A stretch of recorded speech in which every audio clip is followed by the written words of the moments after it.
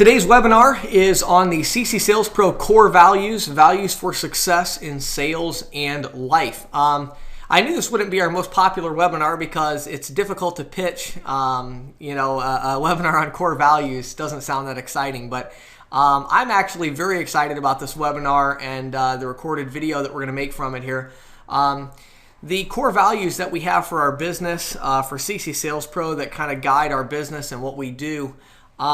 These core values really are my core values. And when I was coming up with some core values for our company, once we had been in business with doing the sales training for a little while, and I've been doing it for about a year, and then I decided to go ahead and make some core values.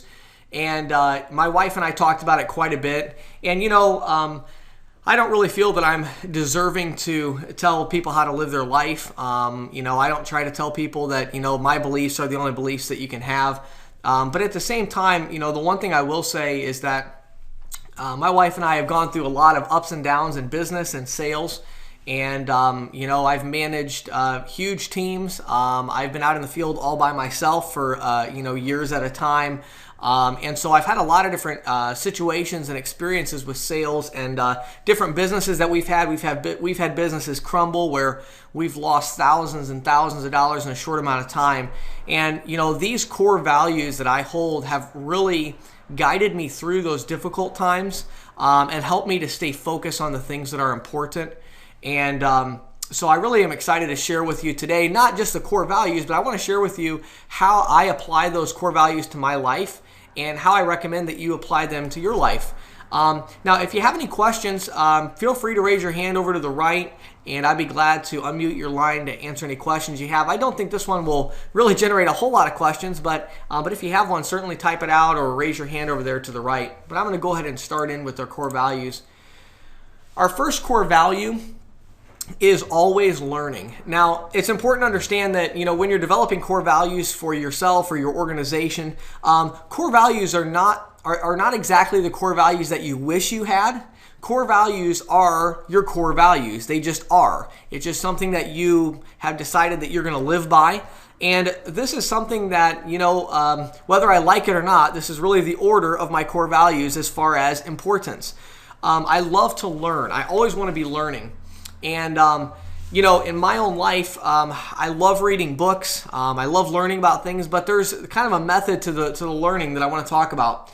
What I want to encourage you to do is, number one, write down, even while you're on this webinar, take out a piece of paper and you can follow along as I do this webinar. I'm going to give you a few things to do, so I'd encourage you to go ahead and take out a piece of paper right now. Now, this is my list. This, of course, is not going to be your list. You're going to have a very different list, of course. But this is my list of the most important things in my life. What is most important to me? And really, our core values all start with this list. You have to know what is important to you. Now, if you already know some things, you can start writing, maybe write a couple things out, maybe schedule some time to think about this and decide what are the things that are most important to you. These are things that are all very important to me, not really in a particular order. These are just important things. My relationship with God is very important. Many of you know I'm a youth pastor, and so my relationship with God is extremely important to me. My relationship with my spouse is very important. Building a solid, dynamic business is important to me, and gaining influence in our youth ministry, gaining influence with the young people so that I can help them with their life is very important to me. So these are really the four things in my life that I look at as being very, very important. Now, there, of course, are many other things. There are relationships with other members of my family. My wife and I don't have any children. If I had children, of course, that would be on here. But these are really, you have to say your top 4 or 5 most important things. This would be my top 4 most important things in my life. Your list is going to be different than that, but let me encourage you to make this list. Now, within this list, don't try to get too hung up with what's more important than something else, because that's going to be difficult. Is my business more important than my marriage? No. But is my marriage so important that I should just constantly be spending time with my wife and never working? Well, obviously not, because then I wouldn't make any money, and that's not good for your marriage, right? All of these things go together. For instance, when I became a part-time youth pastor on the weekends, things decisions became difficult. How do you decide between going to lunch with a client or taking a young person to lunch that wants to get some counsel about their life? Both are important. And so you have to make a list of important things, but don't spend too much time trying to figure out, well, which one's more important than the other. Just write down what are the things that are very important in your life. And a good way to figure this list out is look at your life 5 or 10 years down the road and say 5 or 10 years from now, what are the things that are still going to be in my life for sure? No matter what happens, these things are going to be in my life. If my business, falls apart for me, my business is still very important because I'm going to be always pursuing business. I've had many different businesses, and building a solid, dynamic business is something that's very important to me. Now, some people, their job wouldn't even really rank on this. They would just say providing for my family, and that's fine. That providing for their family would be important, but this particular job that they have is not really an extremely important part of their life. For me, I feel like business is a calling. I feel like youth ministry is a calling, and so those things are both very important to me. So once you have your list down, you next want to find out what are the skills you need to learn in each of these areas. What are the skills you need to learn in each of these areas? Now, some of these are, really pretty obvious things. If you want to have a good relationship with your spouse, then you need to learn how to communicate. So communication skills would be very important. Listening skills would be very important. Financial, personal money management would be very important. There's some obvious things that are important. Learning how to have fun dates and how to plan time together would be very important. If you're trying to build a solid, dynamic business, obviously there are many, many things to learn. How to sell, how to create revenue, managing expenses, accounting, management. All these things are very important. Youth ministry. There's many things on that I won't take time to talk about there because that might not apply to you. But youth ministry and relationship with God, there are many things that I'm trying to learn there. So a couple things that will help you. Counsel will show you where you are lacking and what you need to learn. I don't really like using counsel for direction.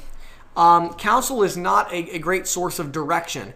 Counsel, the scripture tells us that in a multitude of counselors there is safety, not direction. So what you want to do is you want to take time to write out what is important to you. No counselor, if you called me and said, James, what's important to me? I have no idea. I can't tell you what's important to you. Only you can decide what's important.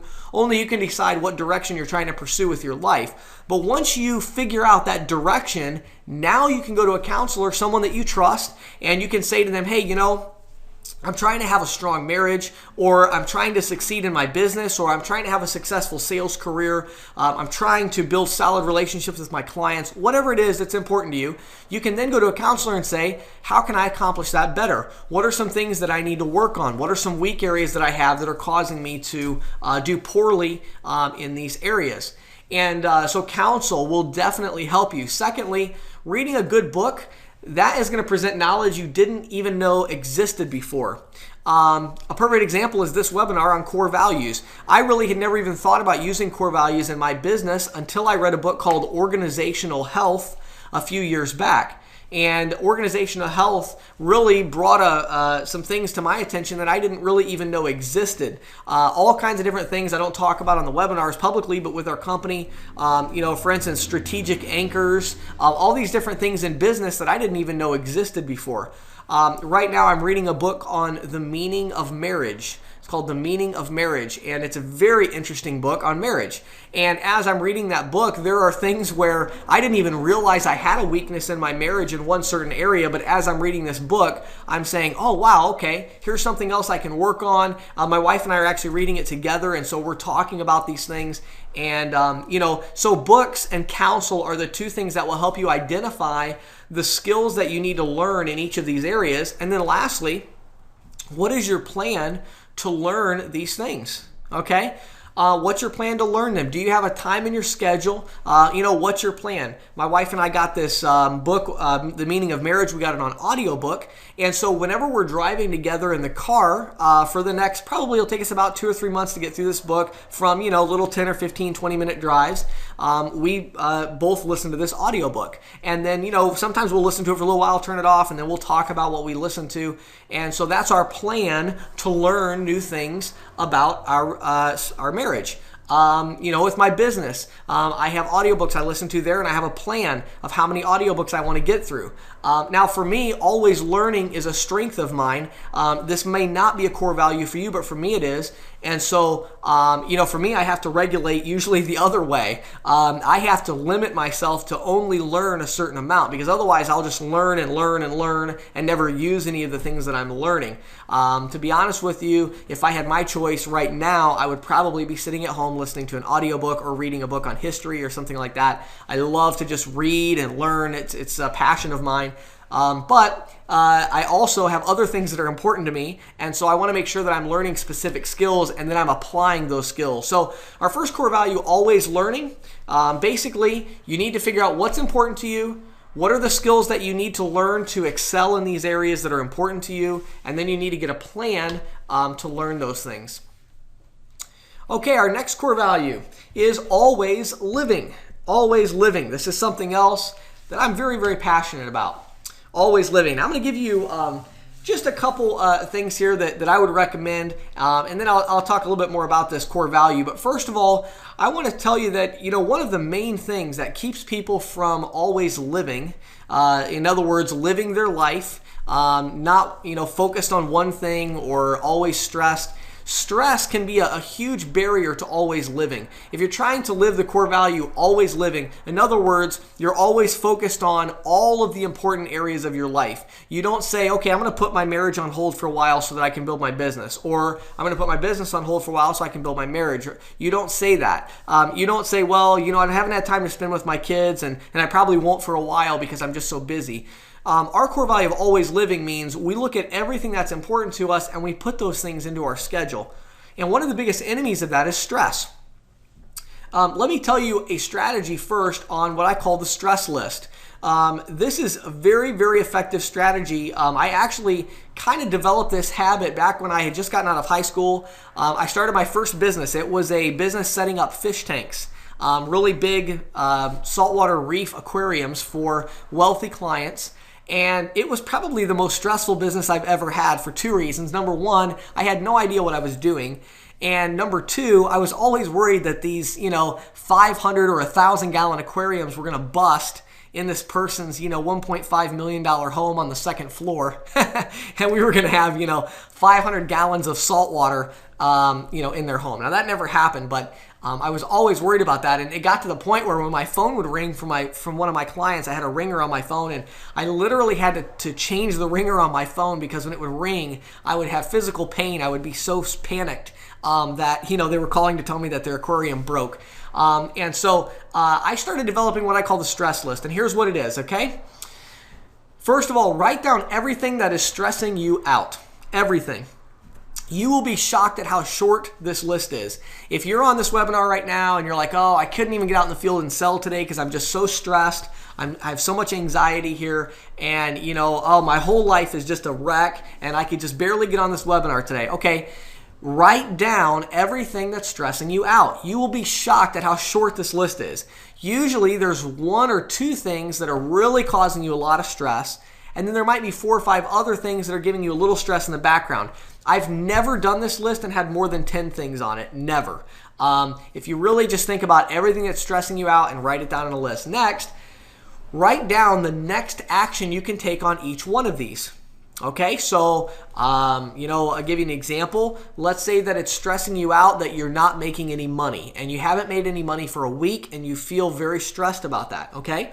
What can you do about that? Well, if you really think about that, if you're selling credit card processing, probably the best thing you could do would be to get out in the field and, prospect. That's really the next action you can take. Now, that's not going to make you any money right away, but, what else are you going to do about that? Now, maybe you have some things you can sell. Maybe you say, well, I've got some stuff I'm going to sell, and okay, so what are you going to do? What's the next action? You say, okay, well, I'm going to take a picture of this, whatever, this technology item that I don't use anymore, and I'm going to post it on eBay and sell it to try to make some money, okay? I'm going to get out in the field and prospect. Okay, what's the next action that you can take on each of these? Now, some of these items, you're not going to be able to take any action, and we'll talk about that in a second. But all the ones where you can take action, write down the next action that you can take. Then, write down when you will take that action. So if you say, well, the next thing I can do is I can get out in the field and prospect. Okay, when are you going to do that next? Well, today it's already 5 o'clock in the evening, so I'm going to get out tomorrow morning at 9 o'clock. Okay, so write down in your schedule tomorrow morning from 9 to 11, you're going to go out and prospect. So create that next action and put it in your schedule.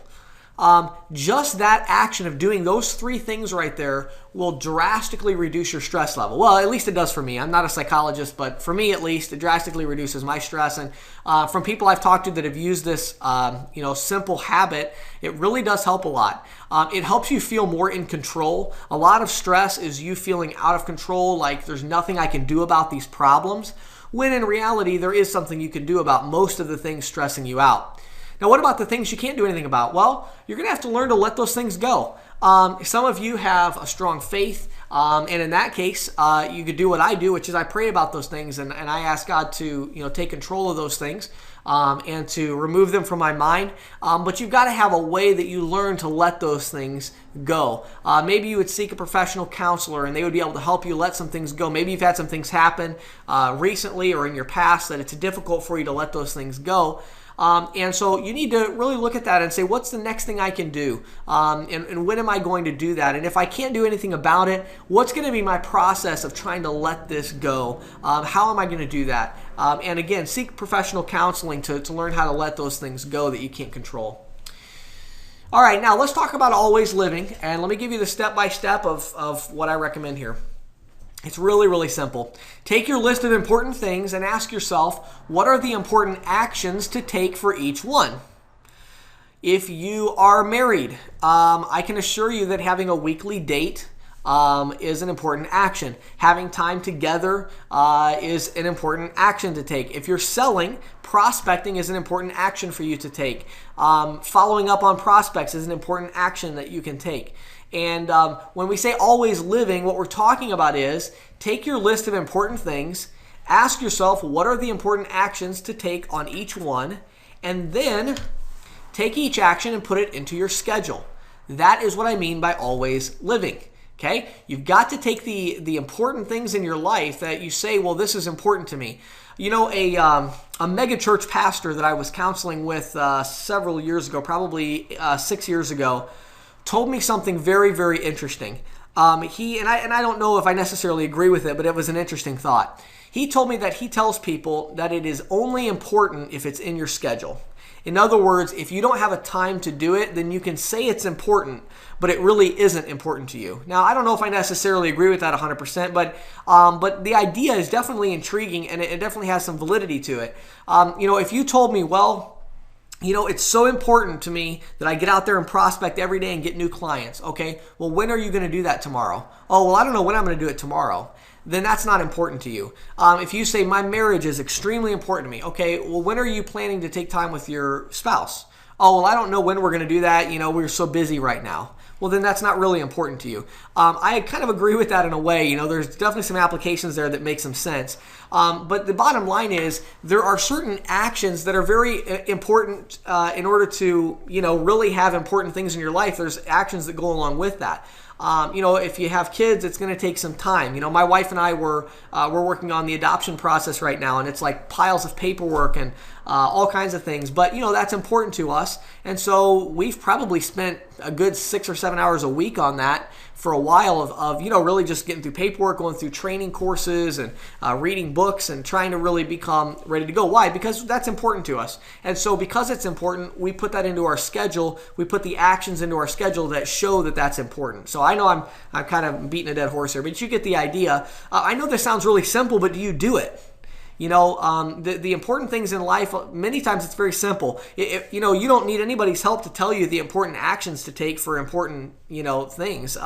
If something is important to you, you probably know what you need to do to really make that a success and to excel in that area. The question is, are you putting that action into your schedule? And so what we mean by always living is that every week we want to make sure that all of the things that are important to us have a place in our schedule. That's what we mean by always living. We never look at our schedule and say, well, this week it's all about this one thing. No, we're always living, so we want to look at everything that's important to us that we say is important, and we got to put all those things into our schedule so we have a full life and we're living our life to the fullest, doing the things that we claim are important to us. Decide that the most important thing is what you are doing right now. This is another part of what I call always living, is that, right now the most important thing to me is this webinar. I want to do a good job on this webinar, and that's really important to me. Whatever it is that you're doing right now, that's the most important thing. You're on this webinar right now, so this is something that would be the most important thing to you right now, is you're trying to figure things out. A big mistake that people make with their schedule is they do too much prioritization. Too much of that can be a huge hindrance to getting things done. If you want to get things done, just categorize everything as either important or not important. And if it's not important, then don't do it. And if it is important, then put it in your schedule and do it when you say you're going to do it. That's, really just core. It's the best way to do it. Too many people spend way too much time with their schedule trying to figure out, what's the most important thing I should be doing right now? I mean, I have 3 tasks that I need to get done. And so let's see now, which one of these 3 tasks is most important? By the time you figure out with all of your charts and graphs, which one of these 3 tasks is most important and start working on one of them, you probably could have gotten all 3 of them done. Just think about what is the most important, what are the most important things to me? Put all those in your schedule, all the actions that need to be taken, and then just do them. Just get it done. Just do the next thing in your schedule. Do the next thing that comes into your inbox. Just get things done, and don't worry quite so much about all the prioritization stuff. That can be a hindrance. Question for you: is life happening to you, or are you always living? And that really is what I mean by always living. When we talk about that core value, that's what I mean. I mean that, are you letting life happen to you, or are you living life on purpose? And that's really what always living means to me. It means living life on purpose. And I really hope that you're taking time to live life on purpose. Steve Ice shared a quote with us here. It says, "You cannot escape the responsibility of tomorrow by evading it today." And that's from Abraham Lincoln. That's a very good quote. Thanks for sharing that, Steve. I agree 100%. All right, now on to our last one. I told you this was going to be a short webinar, and it will be. Always leveraging. This is the one I get the most questions about. Agents are like, what are you talking about? And so I say always leveraging is doing more with less. And let me explain the process that I go through to do this. I do this process constantly with the people that I work with. And I don't think Angela's on here today, but my administrative assistant will tell you that I drive her crazy with this. And I'm always leveraging. And let's talk about that. Number one, there's something you have to understand about time. You do not work 100% as diligently as you could. No one does. Because of this, time is not a fixed value. Now let me explain what I mean by that, okay? If I gave you a list of tasks to get done, and I said you have 1 hour to get these tasks done, many times you would find a way, your creativity would kick in, your ingenuity, and you would find a way to get those done in 1 hour. If I gave you that same list of tasks and said you have 2 hours, probably it would take you about 2 hours. If you don't believe me, you can do some trials on your own, and you'll find out that if you take these tasks that normally take you a certain amount of time and you say, you know what, I'm not going to give myself that much time anymore. What if I had to get this done in 30 minutes instead of an hour? What would I do? You'll find out that time is not really a fixed value. Many people could be 2 or 3 times as efficient as they are because they don't really push themselves. They're working at 30, 40% of their productivity, or they're working at 100%, but they're not being creative about other technology or other procedures that they could use to get these things done a lot quicker. So always leveraging is really about trying to find ways to do things faster to get more done with less. Whether that's more done with less money, more done in less time, more done with less people, whatever it might be, your goal is always leveraging. And let's talk about what I mean by always leveraging. Here's the process, the procedures that I use for this. And again, I do this all the time with my administrative assistant. I talk about this to Matt Price and Jonathan Ruiz quite a bit. Here's what we do. First of all, we write down the things in our business that we spend the most time on. Now, I said business there because some personal items you don't really want to do. You don't want to say like, well, I normally spend 2 hours a week, on a date with my wife. How could we get that down to 30 minutes? That is not really a good idea. Certain things require both a quality of time and a quantity of time, okay? So understand the difference. I mean, that kind of goes without saying, but there are only certain things that you want to do efficiently, okay? I think we all understand that. So in business, though, with your work, write down the things that you spend the most time on. I usually like to write down the top 3 to 5. So the top 3 to 5. Now, if you're a sales agent, I wrote down some things that probably you would agree these are the top 4 things that you spend the most amount of time on as a sales agent. Number 1 is installing terminals. Number 2 is prospecting for new business. Number 3 is doing paperwork for new accounts. And number 4 is customer service visits. Now, this is the interesting thing. I'll talk to agents all the time, and they're like, oh, I'm so busy, and, I'm doing all these things, and I can get 10 sales a month, but I can't seem to get past that because I'm just, working. Okay, well, if your list is this list, and if it's not, make your own list. You'll get the idea. Go ahead and write down this list and ask yourself, number 1, is there a technology that could do this faster? And so that's really nice. So you can do them online and not have to do any of the paperwork. You don't have to spend time scanning and emailing or faxing in the hard documents. There's just a lot less paperwork with that. So technology, there's ways that technology could do that faster. When we're talking about customer service visits, there's technology that you can get that will help you to manage your calls better and your emails better. And you can look at that, on my website. I have all the information about how I do my schedule there. I even did a webinar recently. It's in the webinar archive on how I do my schedule. Next, ask yourself, is there a procedure or system I could use that would do this faster? A good example of this would be your terminal installations. If you know, the way that I install terminals is I always have a spare terminal sitting around, and I reprogram that spare terminal and so that it's ready to go. So when I get out to the merchant's location, all I have to do is just swap the terminals out and I head back to my office. That allows me to do all the reprogramming at my office while I'm working on something else. So that when I started doing that, that literally cut my time investment by 80% of installing terminals. Prospecting for new business. Good procedures for that would be follow-up. Are you keeping good notes? Because if you're keeping good follow-up notes, you're going to be able to get your prospecting done so much faster. It's going to be so much more efficient when you're going from one interested client to the next because of your efficient prospecting procedures. Okay? So always leveraging is about that. It's also, now I didn't put people on here because most of you don't have a team. So I also would ask myself, is there someone else that could get this done significantly faster than I could? And so that's another way to be leveraging. So when we talk about always leveraging, what you want to do is once every 3 months at least, you should write down all the things you're spending the most amount of time on and then ask yourself, what if I only had, X amount of time? Or what if I had a lot of money? Could money solve this problem? And that will help you to start thinking of other ways. And you might be surprised. There have been times where I've done something for a long time and I just thought, well, it's so expensive to make this more efficient, this process or whatever. And then I ask myself, okay, if I had unlimited money, how would I do this? And I start looking into it and I find out for, $25 a month, I can save myself 7 or 8 hours a week of work.